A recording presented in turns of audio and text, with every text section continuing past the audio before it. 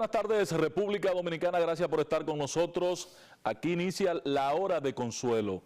Doña Consuelo Despradel, ya recogida en su hogar, está reposando, salió de la clínica temprano y está tranquila. En los próximos días estará integrándose. Yo espero que no el lunes, pero que martes, miércoles se integre ya a esta labor. Vamos a saludar de inmediato a un amigo, extrañable amigo, admirado por su gestión como jurista, como abogado y como tribuno de la República Dominicana, Amadeo Peralta, licenciado, académico, catedrático, y se gana mucho dinero porque él trabaja la parte jurídica de los bancos, de la parte bancaria del país, financiera. Buenas tardes, Amadeo, ¿cómo está todo? Bien, un placer para mí. El gusto es mío. Estar aquí, buen provecho a todo el que se encuentre en sus casas a esta hora. Sí, un saludo a doña Consuelo, esperando que aprovecho, Amadeo, a quien ha hecho el ejercicio de almorzar. Exacto. Y buen apetito al que, como nosotros, está pendiente de hacerlo. Amén. Bien.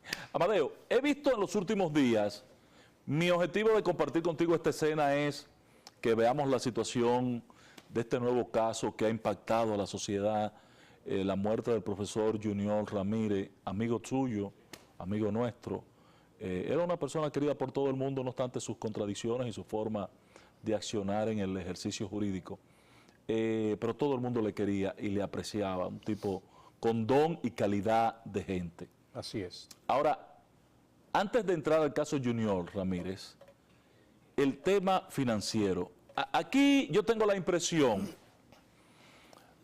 de que una de las actividades en que más se infringe la ley es en la gestión financiera. Aquí el dominicano está al pecho engañado. Aquí está la gente al pecho engañado. Aquí está estas financieras que se han establecido y se han instalado en el interior del país son un desastre. Y veo que como que ese no es un tema de importancia en la palestra pública.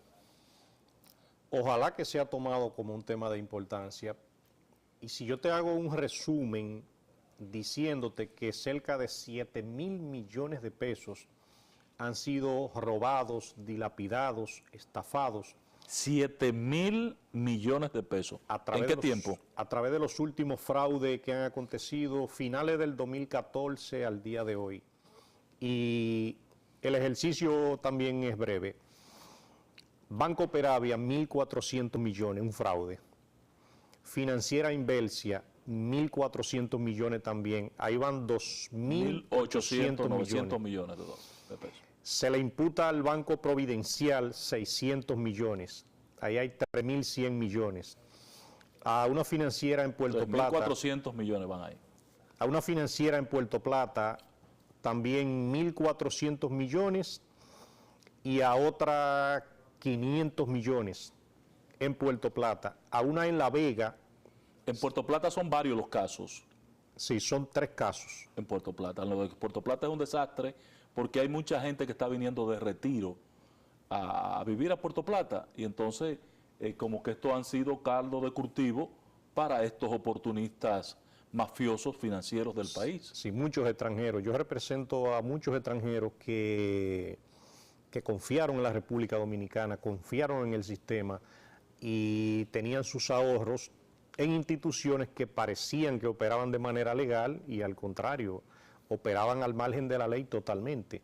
Y a un extranjero no se le puede exigir que porque él no fue y averiguó cuando ese mismo caso Puerto Plata, la financiera Morales Comercial era conocida como un banquito allá, dirigida también por un prestigioso ciudadano, diría uno. Pero al final de cuentas se perdieron 1.400 millones de pesos. Existe el caso de la financiera Belgal, al cual recientemente acaba de ser apresado el gerente administrativo de la financiera, y en el día de mañana viernes a las 10 de la mañana se le conocerá medida de coerción aquí en el Distrito Nacional. Ahí hay cientos de personas estafadas, y eso lo contiene inclusive la solicitud de medida de coerción. Yo represento a varios extranjeros que vendieron sus propiedades en Italia, vienen de retiro en Francia, y encuentran un abusador, ladrón, empresario que los engaña. Exacto. Siempre algo que es un atractivo, y a veces yo mismo no quiero culpar a nadie. Por ejemplo, la financiera Belgal le pagaba un 27% de intereses a esos clientes, cuando un banco, por ejemplo, paga un 5, un 6. Sí, pero la gente tiene que tener también un mínimo de criterio. Dice, si el mercado formal, el sector formal, me paga un 10 y tú me estás ofreciendo un 30, aquí tiene que haber un maco, hay un chivo en el medio, ahí hay algo raro. Entonces, cuando tú me dices de 5 a 27, o sea, 5 veces lo que te está pagando el sector formal, la gente tiene que reaccionar y decir, aquí algo puede pasar, el riesgo es muy alto. Claro, en el caso de la Corporación de Créditos Rona, que los 3 directivos se encuentran en la cárcel de La Romana cumpliendo un año de medida de coerción, ahí, por ejemplo, pagaban intereses hasta de un 38% No de los relaje. clientes. Pero ni que vayan a una playa a buscar los cuartos y lo cojan con la tica y lo echen. Pagar un 38% de... Pero yo no pongo, no, ni que me lo regalen los cuartos lo pongo. Bueno, ahí yo tengo certificados financieros que hablaban de un 22, de un 28, de un 35, de un 38%. Es increíble. Y fíjate que en esa sumatoria nosotros llegamos ahí a 7,000 millones de pesos defraudados que se han desaparecido. El propio caso Invelsia de Teodoro Hidalgo, que afectó a muchos empleados de la Cervecería Nacional Dominicana, Sí. fue de 1.400 millones, que por cierto la Fiscalía del Distrito Nacional en el día de hoy o de mañana está depositando ya acusación definitiva por ese caso, porque no ha habido manera de que aparezcan los recursos que se han defraudado en esa institución. En el caso de la justicia, Amadeo, como tú muy bien señalas, la Fiscalía ha hecho un esfuerzo por perseguir esto, pero hay dos elementos que son buenos distinguir. Tu valoración, tu juicio crítico de la parte operativa judicial y la respuesta que ha obtenido el ciudadano afectado. Esos dos elementos. Mira, la respuesta, por ejemplo, judicial ha sido buena, ha sido excelente. O sea, el procedimiento, ha cumplido el debido proceso. Exacto. Se le ha solicitado medida de coerción, hay muchos directivos presos, se han incautado muchos bienes. El proceso penal ha sido bien llevado, sobre todo en los casos que le atañe a la magistrada Jenny Berenice Reynoso, cuando los casos son en el Distrito Nacional. ¿Y lo del interior del país? En el caso de Puerto Plata, por ejemplo, el magistrado Osvaldo Bonilla también lo ha estado llevando, pero no sabían manejar mucho el tema, por lo cual le ha sido un poquito más trabajoso, pero ha ido sobre la marcha.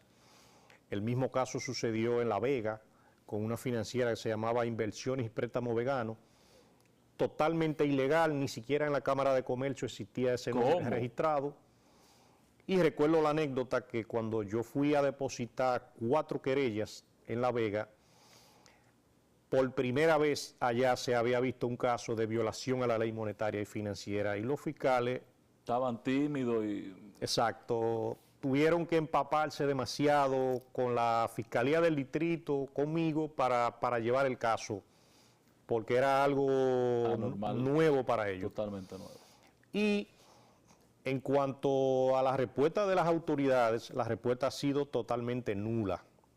De hecho, en el propio caso Banco Peravia, que era un banco regulado, sí, ahí a la mayoría de personas se le entregó, por ejemplo, 500,000 pesos que prevé esa ley monetaria y financiera. Y luego se le entregó, según se han ido vendiendo los activos, Amadeo. No, después también a algunas personas se le entregó 150,000 pesos. Yo mismo te puedo poner una especie de pregunta. Yo represento a una señora que le deben 15 millones de pesos que tenía ahorrado ahí. ¿Qué hace esa persona con que le den 500,000 pesos que se lo dieron en el 2014 y luego 150,000? ¿Y la autoridad dispone de activo o de liquidez para salvar ese compromiso? Hay muchos bienes incautados, pero es precisamente la Fiscalía del Distrito Nacional la que ha llevado la voz cantante en el proceso penal con la finalidad de resarcir los depósitos, sobre todo de los que se encuentran estafados. Tú sabes que hay un grupo de gente también que fue vilmente engañada y que aunque hacía un depósito y entendía que tenía ahorro, estaba registrado como accionista. En algunos casos eso se dio, ese es un caso también histórico, cuando Leonel Almonte. Sí. Pero en el caso... Y otras financieras de esa época, porque él comenzó y puso como la trocha, abrió la trocha, pero vinieron atrás un grupo de financieras con la misma forma de... Por ejemplo, en el caso de la financiera Belgal, la persona te daban un recibo que decía apertura, certificado de inversión, la persona iban y ahorraban diferentes cantidades, pero cuando te entregaban el certificado decía contrato de préstamo, cuando en realidad, o sea, yo como ahorrante yo no te estoy prestando. No. O sea, yo fui a ahorrar ahí en lo que yo creía que era una financiera regulada. Sí. De hecho, esa financiera estaba en la calle Luisa Osema Pellerano, en Gascue, cerca del Palacio de la Presidencia, y tenía 12 sucursales en la capital. Ayer, por ejemplo, se le preguntaba a un afectado, un señor, un italiano, ¿usted le hizo un préstamo a la financiera de los ahorros que usted tiene? Y dice, no, pero en ningún momento. O sea, ¿Cómo va a hacer un préstamo? Exacto, yo no presto, yo no tengo... Pero es que es una cosa ilógica. ¿Cómo voy yo a ir de la calle a una financiera a prestarle dinero a la financiera? Es una cosa ilógica, irracional. Exacto, entonces es una... Que jurídicamente se cae desde que se ha presentado. Exacto, es una modalidad de engaño y la mayoría de las personas a veces no se dan cuenta cuando firman, cuando leemos, reciben el documento, no leen y luego sucede el problema. Pero es bueno también aprovechar el momento para exhortarle a la población dominicana que cuando mantenga sus ahorros en una financiera, usted puede entrar a la página de la Superintendencia de Bancos y ahí hay varias publicaciones, una de financieras autorizadas, que ya no son financieras, son corporaciones de ahorro y crédito, y otra de financieras clausuradas, y también cuáles bancos están autorizados a realizar algunas operaciones. Es bueno también decirle a la población dominicana que los bancos de ahorro y crédito tienen prohibido recibir y manejar operaciones en dólares, en euros y en cualquier moneda que no sea dominicana. En el caso del Banco Peravia, por ejemplo, se aperturaban certificados financieros en dólares cuando se lo prohíbe el artículo 42 de la Ley Monetaria y Financiera. Y en el caso de las cooperativas, que son una fuente extraordinaria de ahorro en el país, se han convertido en la principal competencia de los más grandes bancos comerciales y hasta del mismo banco estatal. ¿Tú estás de acuerdo con que sea segregada de la regulación que acaba de aprobar el país para la parte financiera?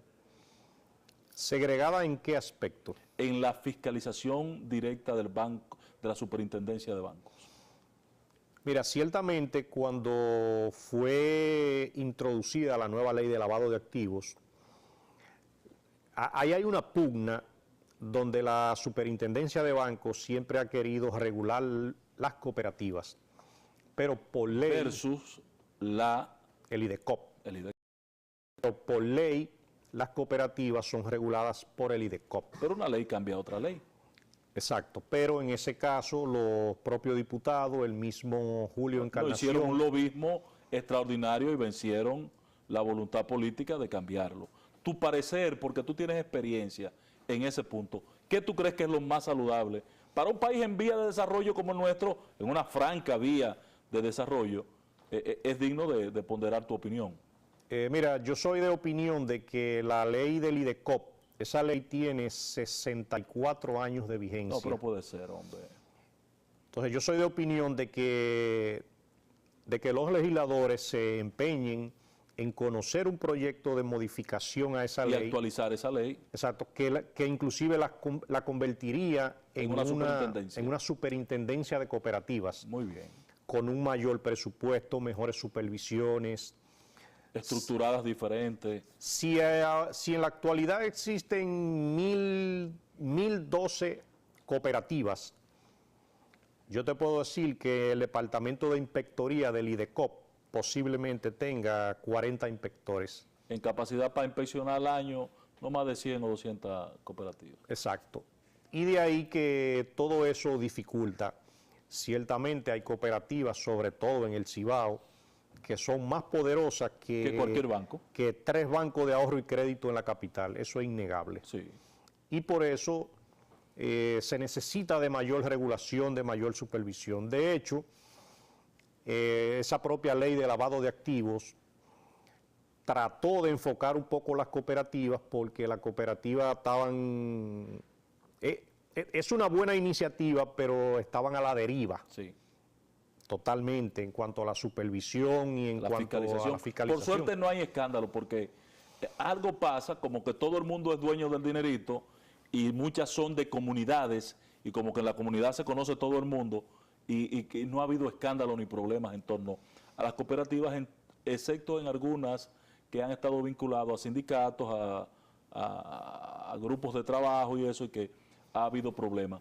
Pero es bueno que la población dominicana sepa también que cualquier problema que ellos sientan que sucede en una cooperativa, tienen la facultad y la iniciativa, el afectado, hasta de querellarse por abuso de confianza, por lavado de activos, por diferentes ilícitos penales que puedan suceder dentro de la entidad. Amadeo, cambiemos de tema. El caso Junior Ramírez. Tú fuiste de los primeros en informar sobre este caso y tú siempre estás muy actualizado en las redes y en la información misma, en la noticia. ¿Cuál es tu parecer en torno al giro que ha tomado? No veamos la historia de lo que ha pasado, todos conocemos, y más en el día de ayer, que la camioneta entró a la universidad, que subió por la calle Núñez de Cáceres, que subió por la Luperón, que dobló por allí, que míralo aquí, que debo decir, no he oído a nadie hacer el reconocimiento, quiero hacerlo desde este espacio, en nombre nuestro y de doña Consuelo, que realmente el 911 ha dado resultados. Seguro. En muchos de los últimos casos que la policía ha podido resolver con profesionalidad, hay que reconocer que ha mediado, ha jugado un rol protagónico el sistema de cámara 911. Quedó demostrado ayer, evidenciado. Así es. Que el relato que hace el grande se confirma con la ruta que sigue el vehículo. Pero sin embargo, después que uno ve esto, hoy se aparecen los abogados del grande diciendo, y me desmienten a mí entonces, porque yo aquí en esta escena dije que no había tenido que mediar la violencia, ni los mecanismos tradicionales de investigación que se usaban en el pasado, para que este hombre declarara. Y entonces ahora los abogados dicen que a él le dieron una golpeada, que le dieron unos trompones, que ellos quieren que un médico vaya y lo vea, que lo manden a un centro especializado de salud. Tu opinión de esto, porque ahora yo no entiendo, de repente esta tarde se destapan los abogados con esta situación. Mira, en procesos como eso... y que esa declaración que hay, esa que recogió el periódico Listín Diario y lo publicitó en primicia, que es su interrogatorio, que eso es falso, dicen los abogados hoy. Eso que ha estado saliendo a la luz pública, yo te puedo decir que eso es el inicio de una andanada de cosas que seguirán saliendo. Cada imputado tiene el derecho de desmentir lo que diga el Ministerio Público, lo que dice la policía, como lo ha hecho la familia, y aún falta mucho. Yo te comenté fuera de cámara que ahora también se está dando una nueva situación procesal, y es que si se comprueba fehacientemente que a Junior Ramírez lo asesinaron cerca de la UAS, o en la UAS, la competencia en virtud de lo que prevé el artículo 60 del Código Procesal Penal es de la Fiscalía del Distrito Nacional. O sea que tendría que traer el caso que hoy se dirime en la provincia de Santo Domingo, habría que remitirlo a la capital. Eso es una posibilidad que existe, inmediatamente ya sea fehaciente que fue asesinado cerca de la UAS o dentro de la UAS.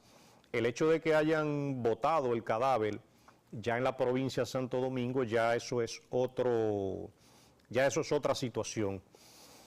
¿Y de ahí qué pasaría con el avance de la investigación en función del tramo que ya ha caminado el Ministerio Público de la provincia de Santo Domingo? Válidamente puede ser traído al Distrito Nacional, válidamente, y cualquier Ministerio Público también puede colaborar con otro fiscal, sea con la Fiscalía del Distrito, hasta el fiscal de San Cristóbal puede trabajar con el de la provincia para esclarecer eso. Algo también que... Sí, porque el Ministerio Público es único e indivisible. Algo también el tema en discusión aquí es la jurisdicción. Exacto. Algo también que vi en la prensa de hoy fue el apresamiento del empresario. Sí, me llamó la atención. Primero me había llamado la atención por qué no estaba preso. Exacto. ¿Por qué no estaba preso? Pero ayer en la tarde-noche, ya la prensa recogía que el Ministerio Público había dispuesto su arresto. Yo, sin simplemente ni conocerlo, me quedé analizando que jurídicamente él no le vi ninguna participación activa en ese crimen. Ahora, si él dio el $1.000.000 para el soborno, el supuesto soborno del que se habla, para cubrir la corrupción.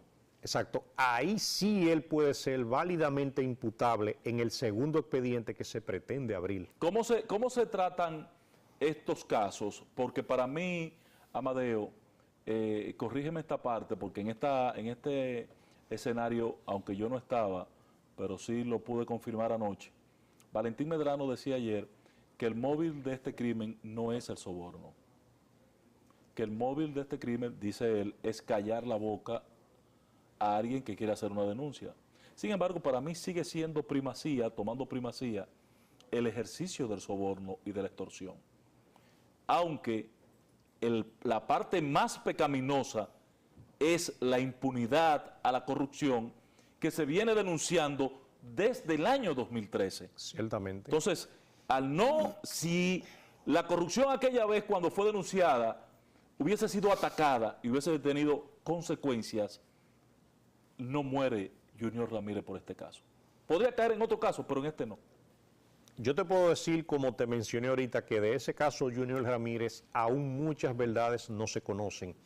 Y te hago una referencia, por ejemplo, en el caso Blas Peralta.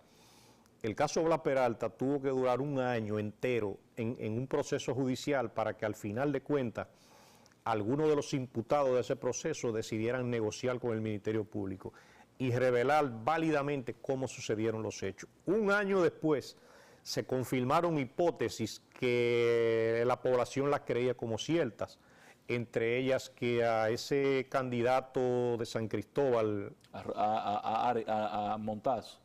Exacto, se creía que le habían dado una galleta. No, a Blas, que Edward le había dado una galleta a Blas. Exacto. Y se había caído. Y eso resultó falso. ¿Y cómo es? Esa galleta no existió. Pero me di que la silla rodó, patrón. No, ahí se aclaró un año después que Edward Montaz lo arreempujó cuando Blas le señalaba y le topaba en el pómulo de manera amenazante. Y cuando al principio se habla de que le dan una galleta a Blas o a un hombre, mucha gente justifica. Dice, no, pero me dan una galleta, lo mato. Exacto. No, pero claro. Pero ya un año más tarde... Por lo menos no lo cuenta muerto de risa. Exacto. Ya un año más tarde surge en audiencia que eso no existió, nunca fue así, los testigos lo confirmaron. De ahí que en el caso Junior Ramírez... Todavía falta mucho por descubrir. Mucho por descubrir. Mira, Amadeo, en estas últimas horas del domingo en la noche que habla la fiscal de la provincia, Dinás Llavería, al día de hoy, la cantidad de información que ha fluido diversa en diferentes direcciones y que se concatenan, ¿verdad? Son importantes y muchas. Si va a faltar más información, y el expediente será kilométrico. Te voy a decir informaciones que faltan, importantísimas. Hasta el día de hoy no he oído a ninguno de los imputados señalar al director de la ONSA. Como actor o autor intelectual. Exacto, pero nadie lo ha señalado, sino el Ministerio Público. Eso falta por aclararse y determinarse. El verdadero móvil del crimen, todo eso es una especulación. ¿A qué fines se juntaron con el abogado?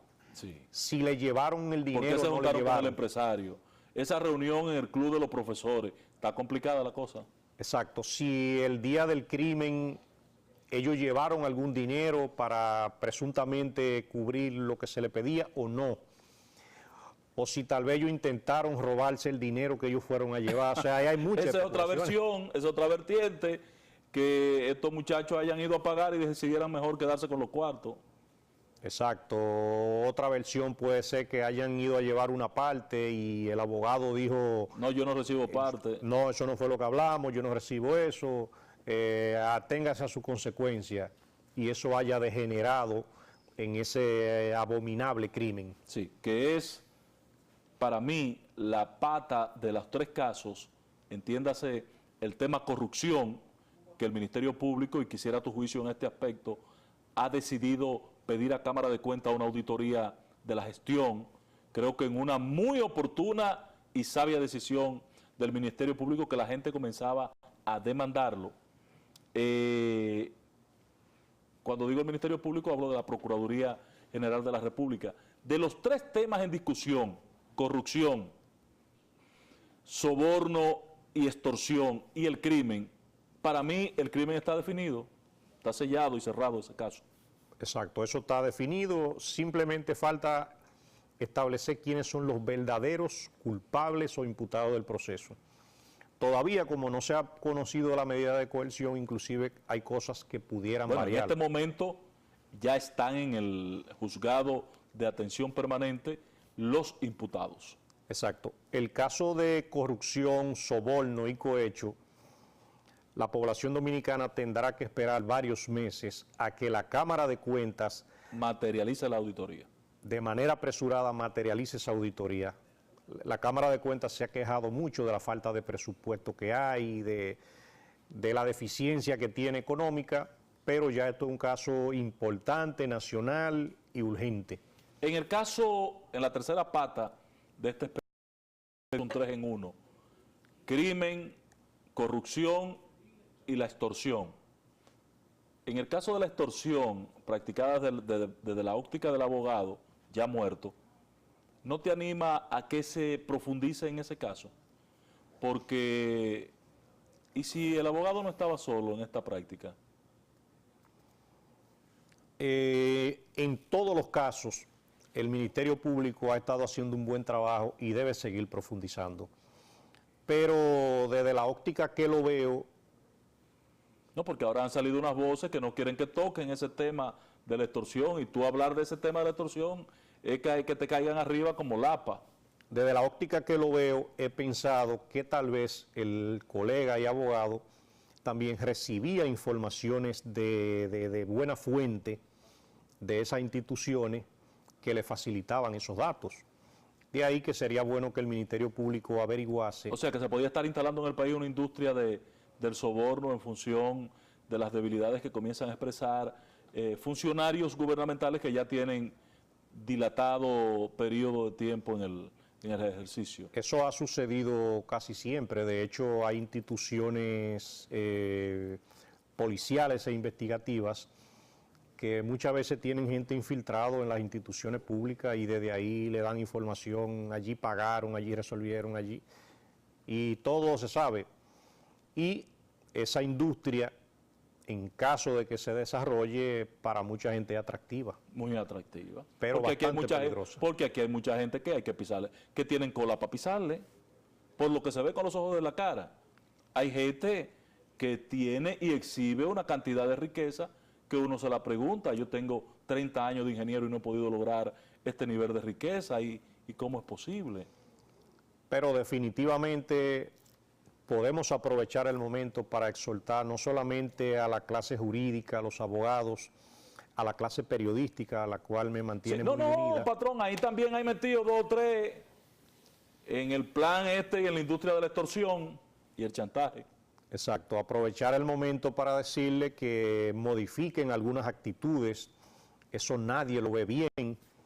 Hay personas que inclusive pagan un chantaje, pagan una extorsión y no la pagan de buen agrado y se quedan con esa Ese espina. expediente queda pendiente. El crimen sucedido contra Junior Ramírez nunca va a tener una justificación, nunca.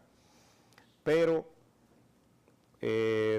posiblemente la cadena de hechos de cómo lo desarrollaron entre ellos produjo ese odio, produjo esa rabia y produjo ese temor tal vez de parte de esos inculpados. Una pregunta, finalmente. Y si parece que Argelis es el eje nodal de este caso, y si no volviera al país, por la razón que fuera, no lo capturan, no aparece, se pierde, lo que sea. Las autoridades dominicanas tendrán que hacer todo el esfuerzo necesario, pero el expediente en relación con él caería en un limbo, en un letargo, porque el Código Procesal Penal prácticamente no permite ya un juicio en contumacia. No, pero podría sí construirse el caso a los demás implicados. Se puede seguir a los demás implicados en una etapa del proceso, sobre todo en la audiencia preliminar de conocimiento de pruebas, el juez puede desglosar el expediente en contra del prófugo y proseguir con los que están, pero a sabiendas siempre todo el pueblo dominicano de que la pieza clave anda corriendo. Anda corriendo, y a mí no me gusta que esté corriendo, y mucho más que esté fuera del país. Exacto. No me gusta, porque en este tipo de casos los riesgos son muy altos, y más cuando tú no tienes el control del escenario, como es el caso del ejercicio, del escenario exterior. Puede pasar cualquier cosa. Pero yo te puedo decir, el jefe de la Interpol en República Dominicana ha hecho un excelente trabajo en contra de la localización de muchos prófugos. Sí, de los financieros que se te han robado los cuartos a la gente. No, y el caso de Paola Languasco, esa persona ha sido apresado. Lo apresaron los españoles realmente. Pero la Interpol siempre incidía. El caso El que estaba en Colombia también. El que estaba en Colombia, que planeó el asesinato de un periodista de aquí de Bonao. Sí, así es. Otro que estaba en Panamá, que participó en un crimen en La Romana. Ellos aparecen. Amadeo, gracias. Placer, hermano. Siempre que le molestamos, usted responde. Gracias, nos sentimos agradecidos y muy complacidos siempre por su apoyo. Gracias a ustedes, amigos televidentes. Gracias a ustedes.